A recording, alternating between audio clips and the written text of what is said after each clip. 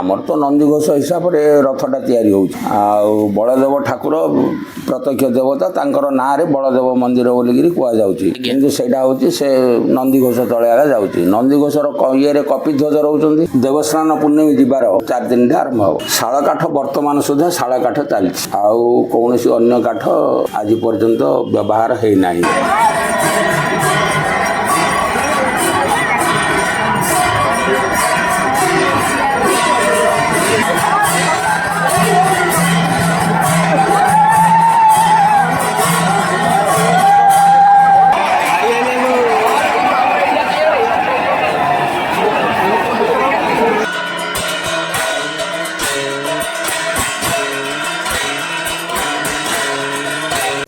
ଆଜ୍ଞା, ରଥରେ ଦକ୍ଷିଣ ଆଳତି କାହିଁକି ହୁଏ? ରଥରେ ଦକ୍ଷିଣ ଆଳତି ହେବାର କାରଣ ଆମର ପୁରାଣ ଶାସ୍ତ୍ର ଉପରେ ଯାହା ଅଛି ଆମେ ଜାଣିଛୁ, ବଳି ବିଭୀଷଣ ଦର୍ଶନ କରିବା ପାଇଁ ବୋଲି ଦକ୍ଷିଣ ଆଳତି ହୁଏ। ଆଜ୍ଞା, ବୁଗୁଡ଼ା ବଳଦେବ ମନ୍ଦିର ରଥର ବାନାରେ କିଏ ଅଛନ୍ତି?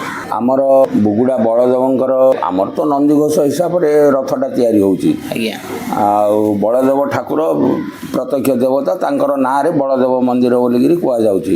ଆଜ୍ଞା, କିନ୍ତୁ ସେଇଟା ହେଉଛି ସେ ନନ୍ଦିଘୋଷ ତଳେ ଆଗା ଯାଉଛି। ନନ୍ଦିଘୋଷର ଇଏରେ କପିଧ୍ୱଜ ରହୁଛନ୍ତି। ଆଜ୍ଞା, ଆଜ୍ଞା। ପ୍ରତିବର୍ଷ ସମ୍ପୂର୍ଣ୍ଣ ରଥ ତିଆରି ହୁଏ? ହଁ, ପ୍ରତ୍ୟେକ ବର୍ଷ ରଥ ନିଶ୍ଚିତ ଭାବେ ତିଆରି ହେବ। ନାଇଁ, ସମ୍ପୂର୍ଣ୍ଣ ନୂଆ କାଠରେ ତିଆରି ହୁଏ? ନା ନୂଆ କାଠ ନାହିଁ, ମିଶୁଛି ଏମିତି। ଆଜ୍ଞା, କିଛି ନୂଆ କାଠ ମିଶୁଛି, କିଛି ନୂଆ କାଠ ମିଶୁଛି। ଆଜ୍ଞା। ବଳଦେବଙ୍କ ରଥ କେବେଠାରୁ ନିର୍ମାଣ ଆରମ୍ଭ ହୁଏ? ଦେବସ୍ନାନ ପୂର୍ଣ୍ଣମୀ ଯିବାର ଆଜ୍ଞା, 4 ଦିନରେ ଆରମ୍ଭ ହେବ। ଆଜ୍ଞା। ବଳଦେବ ମହାପ୍ରଭୁଙ୍କ ରଥରେ କେତୋଟି ଚକ ଥାଏ? 10ଟି। ଆଜ୍ଞା, ଆଜ୍ଞା। 10ଟି ଚକ ବଳଦେବ ମହାପ୍ରଭୁଙ୍କ ରଥରେ ଅଛି। ରଥ ନିର୍ମାଣ ସମୟରେ ବିଶେଷ ପୂଜା ନୀତି କ'ଣ ହୁଏ? ହଁ, ପୂଜା ନୀତି ହେବ। ବଢ଼େଇକି ଡକା ହେବ। ଆଜ୍ଞା, ମାଣ ଆସିବେ, ମାଣ ଆସିକିରି ପୂଜକ ମାନେ ଜମା ହେବେ। ଆଜ୍ଞା, ଆଉ ଘଣ୍ଟ ମୃଦଙ୍ଗ ସବୁ ବାଜିବ। ଆଜ୍ଞା। ବାଜି ସାରି ସେଠି ପୂଜା ବିଧି ହେବ। ପୂଜା ବିଧି ହେଇକିରି ରଥ ଅନୁକୂଳ ହେବ। ଅନୁକୂଳ ହେଲା ପରେ ବଳଦେବ ଯାହାହେଲେ ଗୋଟେ ନୂଆ କାଠ ଗୋଟେ ମିଶିକିରି ସେ ଇଏ ହେବ ଆଉ ରଥ ଅନୁକୂଳ ହେବ ଆଉ। ଆଚ୍ଛା, ତ ରଥ ନିର୍ମାଣ ପାଇଁ କେଉଁ କେଉଁ ପ୍ରକାର କାଠ ବ୍ୟବହାର ହୁଏ? ଶାଳ କାଠ ବର୍ତ୍ତମାନ ସୁଦ୍ଧା ଶାଳ କାଠ ଚାଲିଛି। ହଁ, ଆଉ କୌଣସି ଅନ୍ୟ କାଠ ଆଜି ପର୍ଯ୍ୟନ୍ତ ବ୍ୟବହାର ହେଇନାହିଁ। ଆଜ୍ଞା। ରଥର ଉଚ୍ଚତା ଓ ଆକାର ବିଷୟରେ କିଛି କୁହନ୍ତୁ। ରଥର ଉଚ୍ଚତା ହେଉଛି 35 ଫୁଟ, ଆଜ୍ଞା, 20 ହାତ ଚଉଡ଼ା। ଗୁଳିରି ଉଚ୍ଚତା ହେଉଛି 6 ଫୁଟ 5 ଇଞ୍ଚ। ଆଜ୍ଞା, ଆଜ୍ଞା। ଏହି ପ୍ରକାର ବଳଦେବଙ୍କ ରଥ ନିର୍ମାଣ କାର୍ଯ୍ୟ ସୁରୁଖୁରୁରେ ସରିଛି। ଦକ୍ଷିଣାନ୍ତି ସମ୍ପନ୍ନ ହେବା ପରେ, ଦକ୍ଷିଣ ଆଳତି ସମ୍ପୂର୍ଣ୍ଣ ହେବା ପରେ ଠାକୁର ରଥ ଭିତରକୁ ବିଜେ କରିବେ, ରଥ ଉପରକୁ। ଆଜ୍ଞା, ରଥର ଆସନ ଅଳଙ୍କୃତ କରିବା ସରିବା ପରେ ତାଙ୍କର ଲୁଗାପଟା ତାକୁ ପିନ୍ଧା ହେବ। ମାଘସ୍ନାନ ପଞ୍ଚାମୃତ ହେବ, ଆଳତି ହେବ। ଏସବୁ ହେଲା ପରେ ତାପରେ ଛେରା ପହଁରା ହେବ। ଆମର ଯାହା ଛେରା ପହଁରା ଖଡ଼ିକା ଆଗରୁ ଅଛି, ସେ ଇଏ ଧରିକିରି ଛେରା ପହଁରା ରଥ ଚାରିପାଖା ହେବ।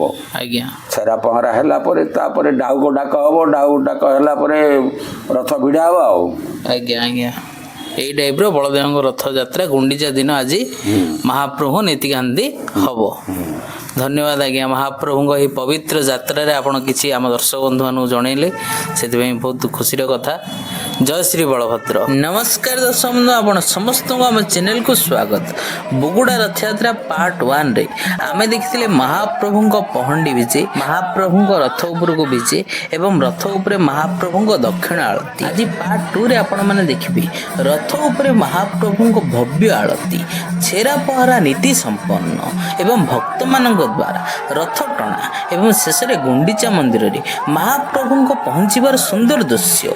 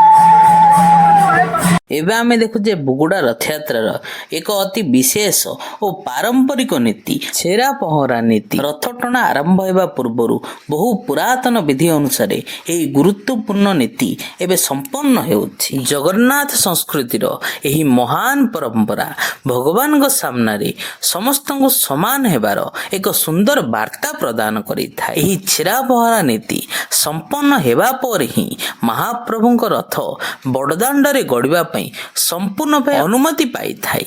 ତେବେ ଚାଲନ୍ତୁ ଦର୍ଶକ ବନ୍ଧୁ, ଆମେ ଏହି ଭକ୍ତିମୟ ଛେରା ପହଁରା ନୀତିକୁ ଦେଖିବା। ଛେରା ପହଁରା ନୀତି ଏବେ ସମ୍ପନ୍ନ ହୋଇସାରିଲାଣି। ଏବେ ଘୋଡ଼ାମାନେ ପ୍ରସ୍ତୁତ ହେଉଛନ୍ତି ମହାପ୍ରଭୁଙ୍କ ରଥକୁ ସୁଗମରେ କିପରି ଗୁଣ୍ଡିଚା ମନ୍ଦିର ପର୍ଯ୍ୟନ୍ତ ଟାଣି ନେବେ।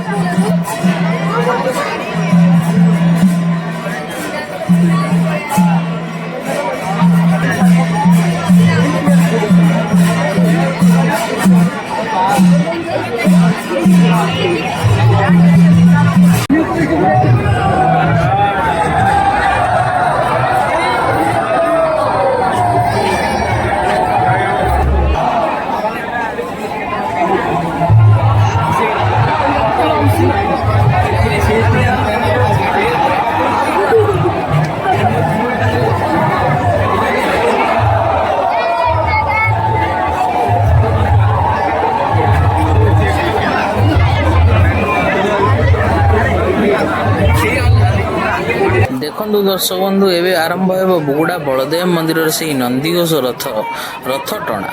ଦେଖନ୍ତୁ ସେହି ରଥରେ ଭକ୍ତମାନେ କିପରି ପ୍ରସ୍ତୁତ। ଦେଖନ୍ତୁ, ଆହା, ସେହି ମହାପ୍ରଭୁଙ୍କ ରଥ ଟଣା ଆରମ୍ଭ ହୋଇଗଲା। ଜୟ ଶ୍ରୀ ବଳଭଦ୍ର, ଜୟ ଶ୍ରୀ ବଳଭଦ୍ର।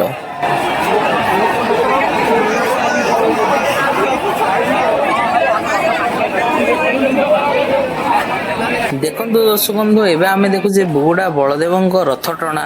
ଭକ୍ତମାନେ ଉତ୍ସାହ ସହିତ ମହାପ୍ରଭୁଙ୍କ ଏହି ରଥକୁ ଟାଣି ନେଉଛନ୍ତି ଗୁଣ୍ଡିଚା ମନ୍ଦିର ପର୍ଯ୍ୟନ୍ତ। ଦେଖନ୍ତୁ, ଆହା, ସେଇ କି ଭକ୍ତିମୟ ଦୃଶ୍ୟ, ଅପୂର୍ବ ସେହି ଦୃଶ୍ୟ। ଏହି ପାଇଁ ଗୋଟିଏ ଶ୍ଲୋକ ମଧ୍ୟ ଅଛି, ରଥେତୁ ବାମନଂ ଦୃଷ୍ଟ୍ୱା ପୁନର୍ଜନ୍ମଂ ନ ଲଭ୍ୟତେ। ରଥରେ ମହାପ୍ରଭୁଙ୍କୁ ଦର୍ଶନ କଲେ ପୁନର୍ଜନ୍ମ ନ ହୋଇଥାଏ ବୋଲି ବିଶ୍ୱାସ ମଧ୍ୟ ରହିଛି। ଦେଖନ୍ତୁ, ଭକ୍ତମାନେ ଉତ୍ସାହ ସହିତ ସେହି ରଥ ଦୌଡ଼ିକି ଟାଣି ନେଉଛନ୍ତି ଗୁଣ୍ଡିଚା ମନ୍ଦିରକୁ।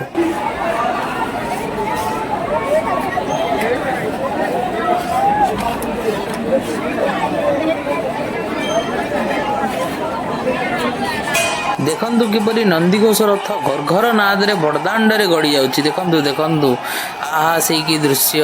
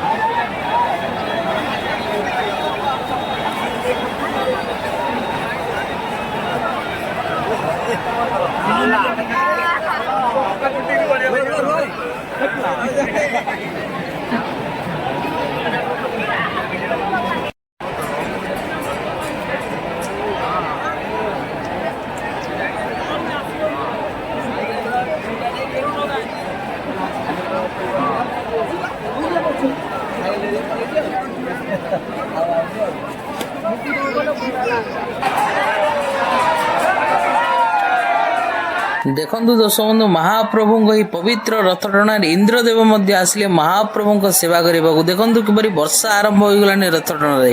ଭକ୍ତମାନେ ଭିଜି ଭିଜି ରଥକୁ ଟାଣୁଛନ୍ତି ମହାପ୍ରଭୁଙ୍କ। ଦେଖନ୍ତୁ କିପରି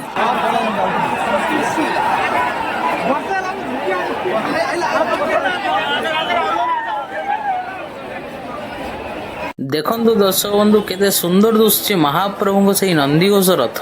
ଆଉ ବଡ଼ଦାଣ୍ଡରେ ଗଡ଼ି ଯାଉଛି ସେଇ ମହାପ୍ରଭୁଙ୍କ ସେଇ ଭବ୍ୟ ରଥ। ସିଆଡ଼େ ଗୁଣ୍ଡିଚା ମନ୍ଦିରରେ ଗୁଣ୍ଡିଚା ମା ଅପେକ୍ଷା କରିଛନ୍ତି ମହାପ୍ରଭୁ କେତେବେଳେ ଆସି ପହଞ୍ଚିବେ। ଦେଖନ୍ତୁ ଦର୍ଶକ ବନ୍ଧୁ, ଏହି ରଥଯାତ୍ରାରେ କେତେ ସୁନ୍ଦର ଦିଶୁଛି ଆକାଶ। ଭକ୍ତଙ୍କ ଏହି ଗହଳି, ନନ୍ଦିଘୋଷର ଏହି ରଥର ସୁନ୍ଦରତା, ଆଉ ଏହି ରଥଯାତ୍ରାରେ ଏହି ମେଘମାନଙ୍କ ସୁନ୍ଦରତା ଦେଖିଲେ ଅତି ସୁନ୍ଦର ଲାଗୁଛି ଏହି ରଥଯାତ୍ରା। ଆପଣ ନିଶ୍ଚିତ ଜାଣିଥିବେ ମହାପ୍ରଭୁ ଶ୍ରୀ ଜଗନ୍ନାଥଙ୍କ ରଥର ନାମ ନନ୍ଦିଘୋଷ ରଥ। କିନ୍ତୁ କେବେ ଭାବିଛନ୍ତି କି ଏହି ରଥର ନାମ ନନ୍ଦିଘୋଷ କାହିଁକି ହେଲା? ନନ୍ଦିଘୋଷ ଶବ୍ଦର ଅର୍ଥ କ'ଣ? ଆଉ ମହାପ୍ରଭୁଙ୍କ ରଥ ଅନ୍ୟ ନାମ ମଧ୍ୟ ରହିଛି କି? ଆଜି ଭିଡ଼ିଓରେ ଏହି ପବିତ୍ର ରଥର ସହିତ ଜଡ଼ିତ କିଛି ରୋଚକ ତଥ୍ୟ ଜାଣିବା। ନନ୍ଦୀ ଅର୍ଥ ଆନନ୍ଦ ବା ମଙ୍ଗଳ ଏବଂ ଘୋଷର ଅର୍ଥ ଧ୍ୱନି ବା ଘୋଷଣା। ସେହି ଅର୍ଥରେ ନନ୍ଦିଘୋଷକୁ ଆନନ୍ଦମୟ ବା ମଙ୍ଗଳ ଘୋଷ କରୁଥିବା ରଥ ବୋଲି ବ୍ୟାଖ୍ୟା କରାଯାଇଛି। ନନ୍ଦିଘୋଷ ରଥର ଆଉ ଏକ ପାରମ୍ପରିକ ନାମ ହେଉଛି ଗରୁଡ଼ ଧ୍ୱଜ। ଏହା ମହାପ୍ରଭୁ ଶ୍ରୀ ଜଗନ୍ନାଥଙ୍କ ରଥ। ନନ୍ଦିଘୋଷ ରଥରେ 16ଟି ଚକ ଥାଏ।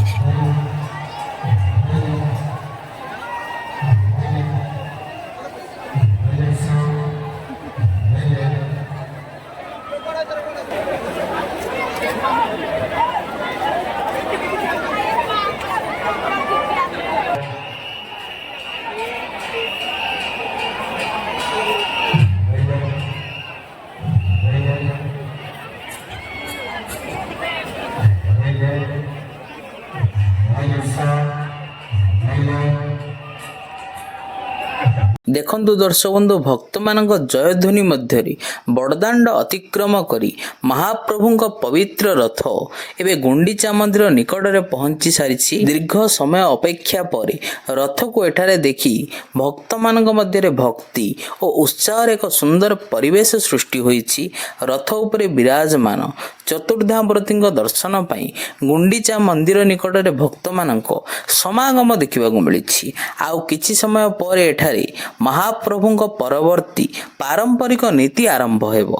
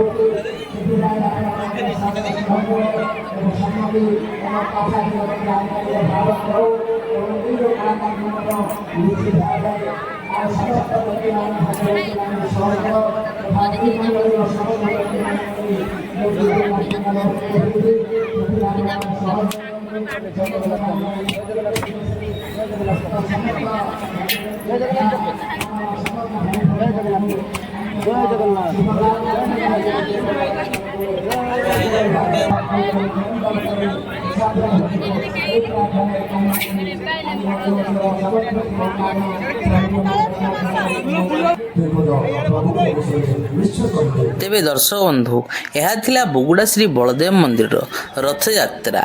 ରଥ ଉପରେ ଆଳତି ଠାରୁ ଆରମ୍ଭ କରି ଛେରା ପହଁରା, ରଥ ଟଣା ଏବଂ ଗୁଣ୍ଡିଚା ମନ୍ଦିର ପର୍ଯ୍ୟନ୍ତ ଏହି ଯାତ୍ରାର ସୁନ୍ଦର ମୁହୂର୍ତ୍ତ ଗୁଡ଼ିକ ଏହି ବ୍ଲଗ ମାଧ୍ୟମରେ ଆପଣମାନେ ଦେଖିଲେ।